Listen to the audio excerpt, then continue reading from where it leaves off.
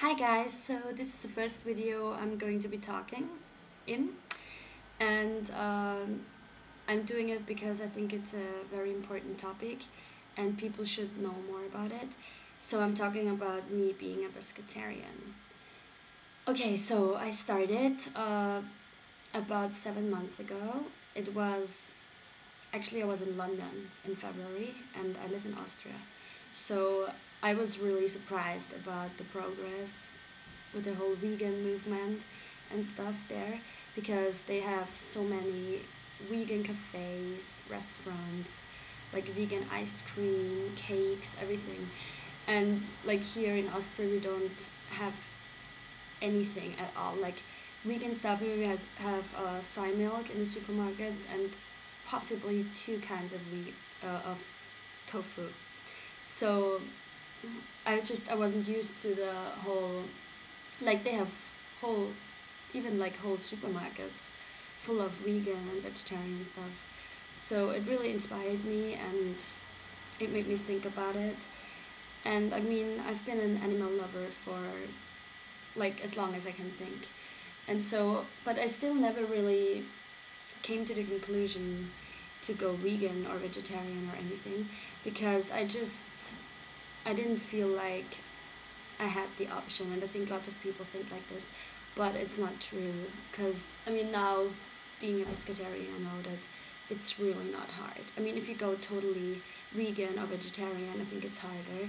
But pescatarian, I think, is a good way to try it, and maybe you can go vegan after that. But I think a first step should be going pescatarian, and I've actually not been craving meat at all ever since I started, and I haven't been taking any supplements or vitamins. I didn't have any problems, and I have to say, like, I used to make some meat dishes too, but you can really substitute meat with vegetables or tofu.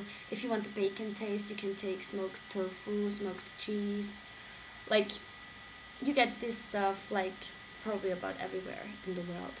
So I think, of course, in some cities it's easier, and it's harder. But if you really want to do this, you can. And I think lots of people are like, yeah, I grew up that way, and I didn't really have the option, and I felt that way too, but I now I don't think that's true because you can always do what you want.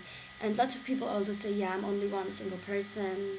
How am I supposed to help any animal by not eating meat? But one of my favorite quotes is by Gandhi, and it says, be the change you want to see in the world. And I think that's true because you have to start with yourself before thinking about others. I mean, of course, if you want to really help the environment and everything by that, of course, there have to be a lot of people doing this, but you have to start with yourself. And so, even if you wouldn't save even one animal by not eating meat, but actually you do, but even if you wouldn't, I think it's a good thought, just knowing that you're not contributing to this industry because it's cruel. And I'm actually not opposed to eating meat per se. I just don't like how it became the last years, because just the whole industry, it's a mass industry, and it's not natural at all anymore. I mean, I get that it's natural for humans to eat meat, but not in these circumstances, and I think it has to stop.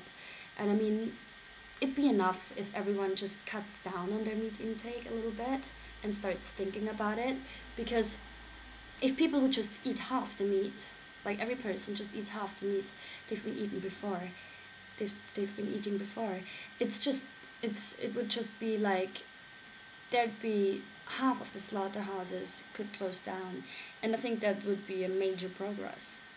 So I also think that lots of people are just not aware of what they're eating. I mean, of course, they know that the meat they're eating was alive before, but they just don't seem to be aware of it. I mean, they know it subconsciously, but there's no awareness. And because I could actually bet that most people would, if they saw the chicken before they're supposed to eat it, they'd say, no, I'm not going to eat it. But if they buy it in the supermarket, it's not a problem. But I mean, I don't get how is it different if you see it before, if you don't. I mean, it was alive. And I think people should think about this a little bit more. And I'm actually still eating fish because I can live with the fact that a fish died for me. Because if I lived on a farm with fish, chickens, cows, pigs, the only animal I could kill for me to eat would be a fish. So I can live with this. And I'm really trying to make sure only to eat sustainable seafood, which actually means it could be seafood from either fish or farm sources, but it's really important not to jeopardize the ecosystem by it, because there's a massive overfishing problem going on the couple last years. So they just try to make sure they're not driving a certain species to extinction, because it's already happening, because people, due to the overfishing, they have to fish deep sea fish, which reproduce rather late in life. So it's really hard for this population to recover from this. But I'm gonna leave a link on sustainable fish in the box below for you to get information from. So I hope you enjoyed this. If you have any questions or want to leave a comment, please do so. And thanks a lot for watching.